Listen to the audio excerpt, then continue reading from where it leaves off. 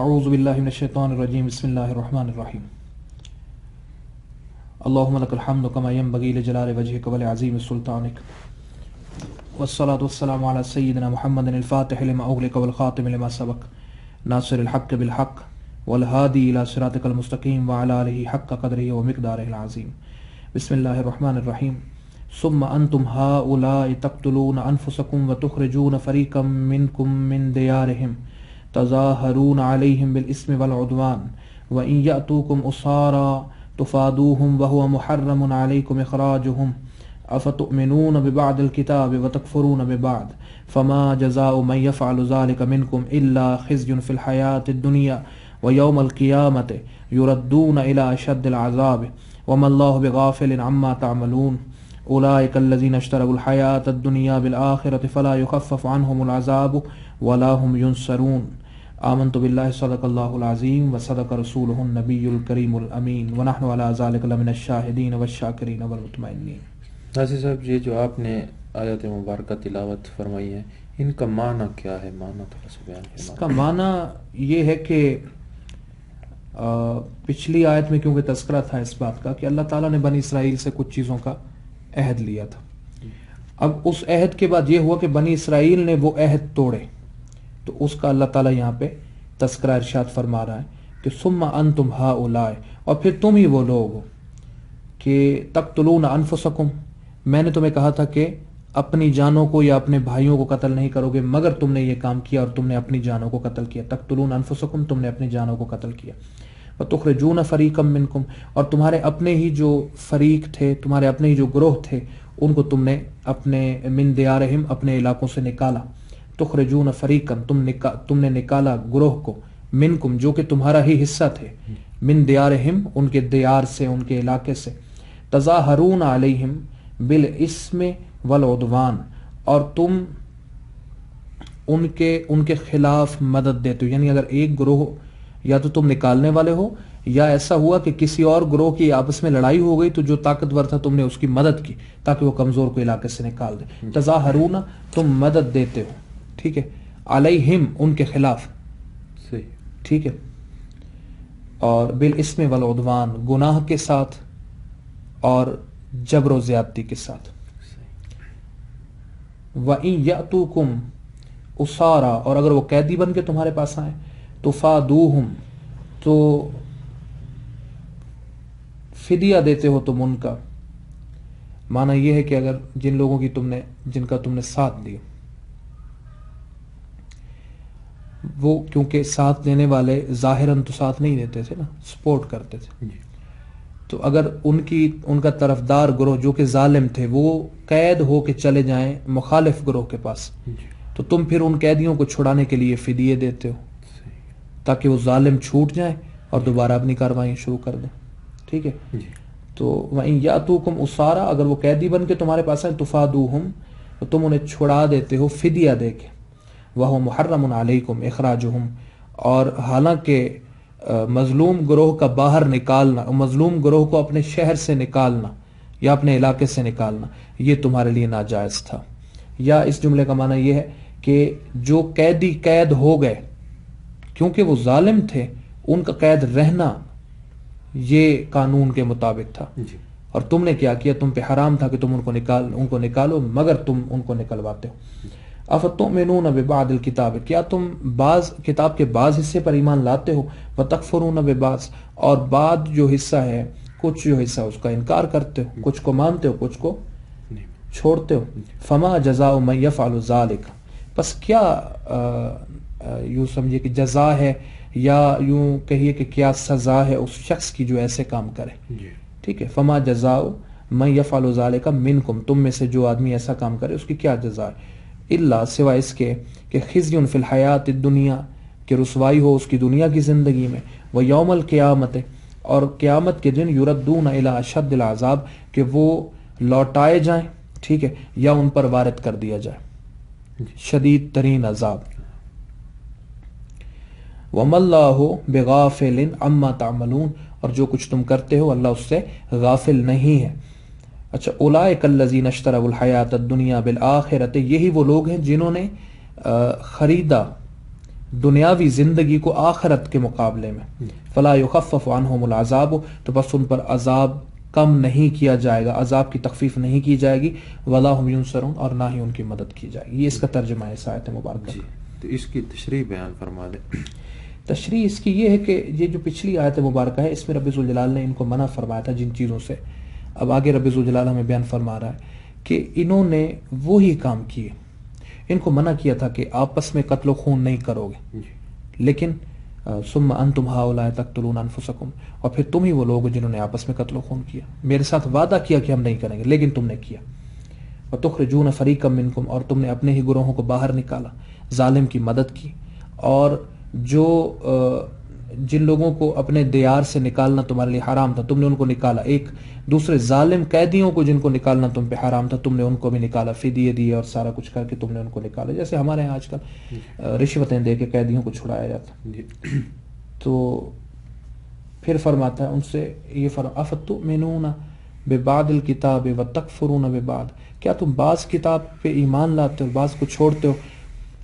اچھا یہ عجب بات ہے نا، یہاں پہ ان کا عمل اصل میں تورات کے خلاف تھا.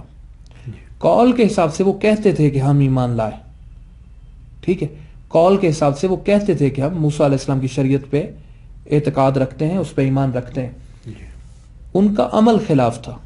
سو اللہ تعالیٰ نے یہاں پہ ان کے ایمان کے بارے میں سوال کیا، کیا تم آدھی کتاب پہ ایمان لاتے ہو اور آدھی کو چھوڑ دیتے ہو. اس کا مطلب یہ ہے کہ یہ جو ہمارے ہاں اکثر صوفیاء کے ہاں یہ جملہ بولا جاتا ہے نا کہ بھائی کسی کوئی آدمی اگر کہنا جی ہم تو جی مومن ہیں، اور اگر وہ اس معیار پہ پورا نہ آتا ہو تو وہ کہتے ہیں بھائی مسلمان ہو مومن نہیں ہو. ٹھیک ہے، اس کا مطلب یہ ہے کہ ایک آدمی جو عقیدہ رکھتا ہے وہ مسلمان ہے، اور جو اس عقیدے کے مطابق اپنا عمل بھی ڈھال لیتا ہے وہ مومن ہے. اور یہاں یہ رب ذوالجلال کا انداز اس کی دلیل. حالانکہ بنی اسرائیل تو تورات کو مانتے تھے، وہ کوئی اس کے منکر تو نہیں تھے، لیکن عملاً کیونکہ اس کی مخالفت کر رہے تھے تو اللہ تعالیٰ نے سرے سے ان کے ایمان کے بارے میں سوال. افتؤمنون ببعض الکتاب، کیا تم بعض کتاب پہ تو ایمان لاتے ہو، وتکفرون ببعض، اور جو باقی جو بعض حصہ ہے اس کو تم انکار کرتے ہو. اچھا یہ پھر جملہ، اس کو جملہ توبیخیہ کہتے ہیں. یہ کسی کو جھڑکنا نا، تو یہ سوال نہیں ہے، یہ اصل میں جھڑکنا ہے. جیسے ہم کسی سے کہتے ہیں یار تمہاری عقل نہیں ہے، تو اس کا مطلب یہ نہیں ہوتا کہ ہم اس سے پوچھ رہے ہیں کہ تمہاری عقل ہے کہ نہیں اور وہ ہمیں جواب دے کہ اس کے پاس عقل ہے کہ نہیں. یہ سوال توبیخ ہے کہ سامنے والے کو یہ احساس دلانا ہوتا ہے کہ یہ کام تم نے اتنا یعنی کہ غلط کیا کہ حتیٰ کہ مجھے تمہاری عقل کے بارے میں شک ہو رہا ہے کہ یہ موجود بھی ہے کہ نہیں.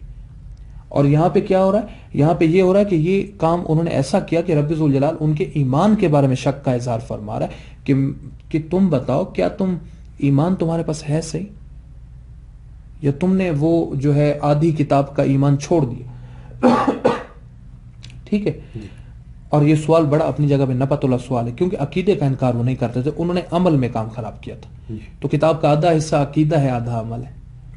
تو فرمایا افتؤمنون ببعض الکتاب، کیا تم آدھی کتاب پہ تو یقین رکھتے ہو یعنی عقیدہ بھی رکھتے ہو اس پہ سارا کچھ، وتکفرون ببعض، اس کا جو عمل کا حصہ وہ تم چھوڑ دیتے ہو.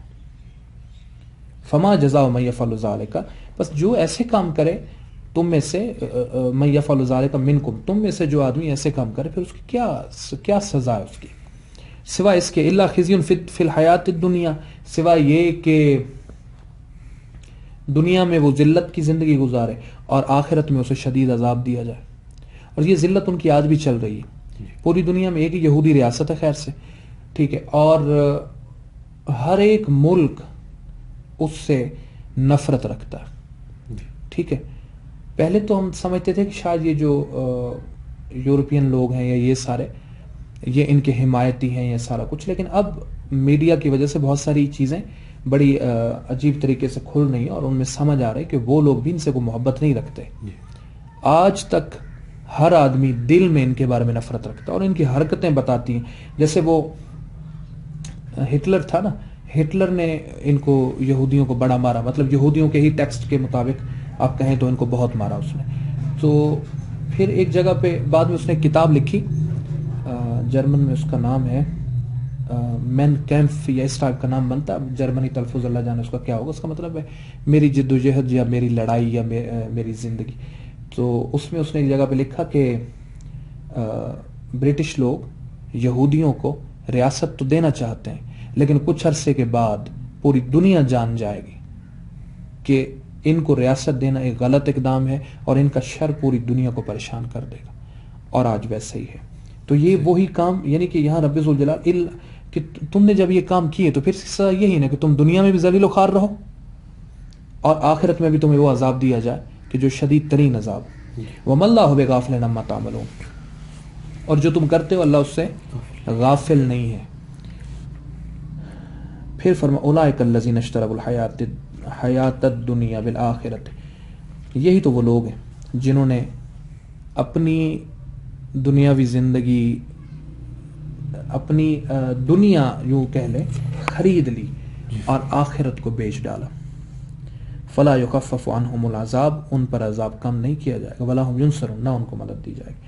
تو یہ ایک ایسی آیت کا، اس آیت کے اندر مطلب ان کا ایک عجیب و غریب سا پہلو ہے ہمارے سامنے کہ یہ ایک ایسی قوم تھی جنہوں نے ہمیشہ اور یہ کوئی ہم اس وقت جس آیت پہ ہیں یہ 84 نمبر آیت ہے، 84 نے 85،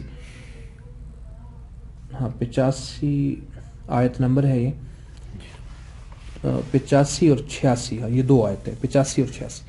اب یہاں تک ان کے بارے میں یہی ایک یعنی کہ بار بار یہ آ رہا ہے، تم نے یہ وعدہ کیا پھر توڑ دیا، تم نے یہ وعدہ کیا پھر توڑ دیا، تم نے یہ وعدہ کیا پھر توڑ دیا. یہ سب اس کی تمثیلیں بیان کی جا رہی ہیں اس میں. جی تو اس آیت مبارکہ میں ہمارے لیے کیا سبق ہے، ہمیں کس چیز پر؟ ہمارے لیے پہلا پیغام تو ہے کہ جو انہوں نے کیا وہ تم نے نہیں کرنا. جس طرح ان کو منع تھا کہ آپس میں لڑائی، تو ہم نے بھی آپس میں لڑائی نہیں کرنی، بدقسمتی سے جو کہ ہم کر رہے ہیں. اور دوسرا یہ ہے کہ ہم نے اپنے مسلمان بھائیوں کے خلاف جنگی کارروائیاں نہیں کرنی، ٹھیک ہے، جو کہ بدقسمتی سے ہوتی ہیں. اور ہمارے بعض گروہ ظالموں کی طرفداری کرتے ہیں اور ان کو جیلوں سے بھی چھڑواتے ہیں اور ان کے ساتھ تعلقات بھی رکھتے ہیں اور اپنے مال، اپنی شہرت اور اپنے سورسز کے ذریعے ان کو مدد بھی دیتے ہیں، ٹھیک ہے. اور یہ کام بھی رب ذوالجلال کا ناپسندیدہ کام ہے. تو پھر کیا ہوا ہمارے ساتھ خیر سے؟ ہمیں رب ذوالجلال نے فرمایا نا فما جزاء، ٹھیک ہے، جو آدمی من یفعل ذلک، فما جزاء من یفعل ذلک، جو یہ کام کرے گا پھر اس کی سزا کیا ہے، ٹھیک ہے، الا سوائے اس کے کہ خزی فی الحیات الدنیا، دنیاوی زندگی میں وہ ذلیل و خوار ہو جائے گی. آج ہماری حالت دیکھیں مسلمانوں کی، ہم نے آپس میں لڑائیاں کی، اپنے ہی مسلمان گروہوں اور ملکوں کے خلاف ہم نے جنگیں کی، ٹھیک ہے، اور اپنے ہی ملکوں کے اندر ہم نے جو ظالم لوگ تھے جو ہمارے مسلمان بھائیوں پر ظلم کرتے تھے ان کی طرفداری کر کے ہم نے ہمیشہ ان کو مضبوط کیا. تو آج ہم ذلیل و خوار ہیں کہ نہیں؟ بالکل، ٹھیک ہے. نہ ہماری اکانومی سیدھی ہوئی، نہ ہمارا جو سیاسی رو تھی وہ سیدھی ہوئی، نہ ہماری جو ہے نا اور جتنی بھی زندگی کی چیزیں ہوتی ہیں وہ کچھ بھی ٹھیک نہیں ہوا. اور وجہ کیا ہے؟ وجہ یہ ہے کہ ہم نے ان اصولوں کو ٹھکرایا. اور یہ فیصلہ قرآن میں موجود ہے، جو ایسا کرے گا وہ ذلیل و خوار ہو جائے گا. اب یہ تو ہو گیا. اور پھر کیا ہے؟ وَيَوْمَ الْقِيَامَةِ يُرَدُّونَ إِلَىٰ أَشَدِّ الْعَذَابِ، اور جو لوگ اس کو کنٹینیوسلی جاری رکھیں گے تو پھر قیامت کے دن ان کے لیے عذاب بھی بڑا شدید. تو ایک تو یہ ہمارے لیے پیغام ہے کہ بنی اسرائیل کا تو ایک آئینہ ہے نا. میں پہلے بھی اکثر کہتا ہوں کہ بنی اسرائیل تو سورہ بقرہ شریف میں ایک آئینہ ہے، اس میں نوک پلک تو ہم نے ٹھیک کرنی ہے. وہ تو گزر گئے نا، انہوں نے جو کرنا تھا وہ کر لیا. اب گزرے ہوئے کسی آدمی کا قصہ اس لیے سنایا جاتا ہے کہ جو موجود ہے وہ اپنی اصلاح کر لے. یہ تو ہے بیرونی طور پہ. اچھا، گھر کے اندر بھی یہ چل رہا ہوتا ہے، ٹھیک ہے. گھر کے اندر بھی ایسا ہوتا ہے کہ جب کچھ افراد اکٹھے ظاہری بات رہ رہے ہوتے ہیں تو ان میں والدین کے لیے بڑا ایک لمحہ فکری ہے، کیونکہ عمومی طور پہ وہ فیصلے کرتے ہیں، وہ چیزوں کو دیکھتے ہیں. تو کچھ بچوں کی وہ طرفداری کر رہے ہوتے ہیں، کچھ کو یوں سمجھیے کہ ان کے خلاف فیصلے کیے جا رہے ہوتے ہیں، اور اس میں صرف ذاتی پسند اور ناپسند ہوتی. تو والدین کے لیے جو اسی طرح سکولوں کے جو استاذ ہیں، اچھا اسی طرح جو لوگ بڑے پیمانے پہ مثال کے طور پہ ایک مل ہے تو اس میں جو بڑے عہدے کا آفیسر ہوتا ہے اس کے نیچے بہت سارے مزدور کام کر رہے ہوتے ہیں، اس طرح کے لوگ، ان سب کو دیکھنا چاہیے کہ ان کا فیصلہ اصول کے مطابق ہو، کہیں کسی جگہ پہ یہ کسی کے ساتھ زیادتی نہ کریں، ورنہ ان کا انجام بھی یہی ہوگا کہ خزی فی الدنیا، دنیا کے اندر بھی ذلت اٹھانی پڑے گی، ٹھیک ہے، وَيَوْمَ الْقِيَامَةِ يُرَدُّونَ إِلَىٰ أَشَدِّ الْعَذَابِ، اور پھر قیامت کے دن عذاب جو ہے وہ علیحدہ ہے۔ اچھا رہ گیا ذاتی طور پہ ایک انسان اپنے اندر کیا دیکھتا ہے۔ دیکھیں ایک انسان جو ہے نا اس کے پاس دنیا کے اندر اختیار ہے کہ وہ فیصلہ کرتا ہے، تو سب سے زیادہ جس کو ترجیح دینی چاہیے، سب سے زیادہ جس کا خیال رکھا جانا چاہیے، وہ کون ہے؟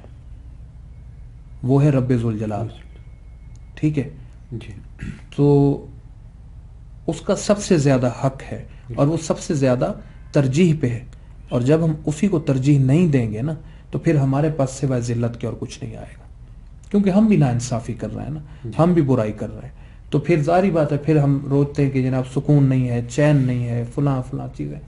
اللہ تعالیٰ نے ہمیں اس لیے بنایا تھا کہ ہم اس کے ساتھ محبت کریں، اور ہم نے اپنا آپ چھین لیا رب ذوالجلال سے، وہ کہ ہم اس پہ قادر نہیں تھے، لیکن کیونکہ اس نے خود یہ قانون بنایا تو اس وجہ سے اس نے قانون کے تحت ہمیں اجازت دے دی کہ اچھا چلو تم میرے نہیں ہونا چاہتے، تم دنیا داری کرنا چاہتے ہو تو پھر تم دنیا کے حوالے، اور یہ بہت بڑی سزا ہے جب کسی آدمی کو دنیا کے حوالے کر دیا جاتا ہے نا، یہ بہت بڑی سزا ہے، پھر اور تمام تر سزائیں اس پہ مترتب ہوتی رہتی ہیں اور کسی سزا کی ضرورت ہی نہیں ہے۔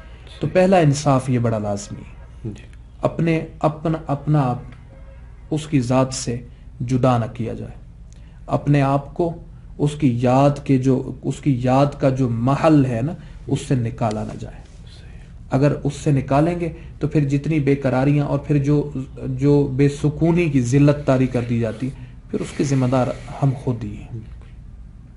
تو اللہ تعالیٰ کی بارگاہ میں التجا ہے کہ ہمیں رب ذوالجلال ظاہر اور باطن میں اللہ تعالیٰ کے ساتھ کیے گئے جو عہود ہیں، جو عہد ہیں، ان کو نبھانے کی توفیق عطا فرمائے، اور ہمارے ظاہر کو قرآن مجید کے ظاہر سے، ہمارے باطن کو قرآن مجید کے باطن سے، اور ہماری حقیقتوں کو قرآن مجید کے حقائق سے منور فرمائے۔ وآخر دعوانا الحمدللہ رب العالمین۔